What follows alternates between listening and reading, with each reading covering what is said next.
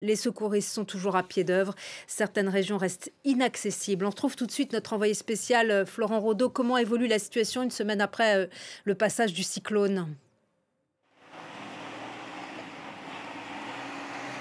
Eh bien, une chose est sûre, ici, la colère de la population, elle ne fait que grandir et pour cause.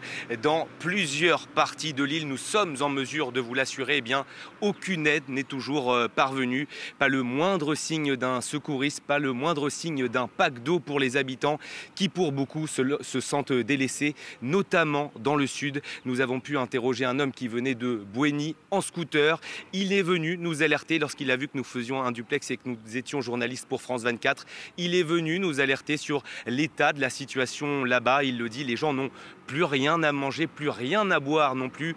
Et la conséquence de ça, vous savez, on ne peut pas passer plus de 3 jours sans boire, puisque les conséquences pour le corps sont très importantes après. Certains habitants vont chercher de l'eau directement dans les rivières, des rivières qui pour certaines sont polluées. Vous imaginez du coup les problèmes sanitaires après.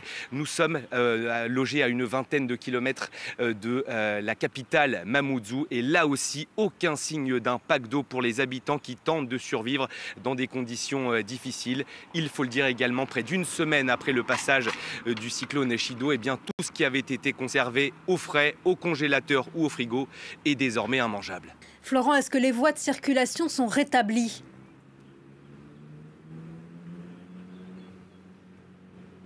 Pour avoir parcouru des dizaines de kilomètres sur l'île, c'est le cas sur une partie des routes où nous avons pu constater l'effondrement de la végétation sur des kilomètres et des kilomètres. Des milliers, voire des dizaines de milliers d'arbres se sont effondrés. Je vous assure qu'il faut le voir pour le croire. Mayotte est normalement une île verdoyante, verte. Toutes ces forêts, elles sont désormais effondrées. C'est un spectacle de désolation ici et ça a des conséquences directes pour la population, très pauvre. Et vous avez ces chiffres, Judith, se nourrit directement des arbres fruitiers qui sont aux alentours de leur village.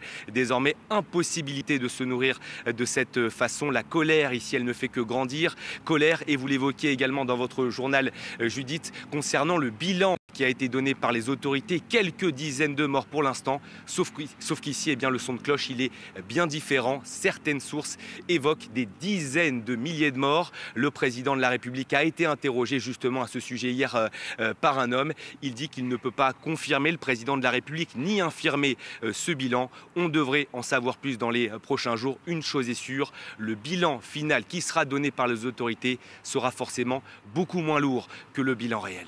Merci beaucoup Florent Rodeau pour toutes vos précisions, d'avoir été avec nous en direct de Mamoudzou.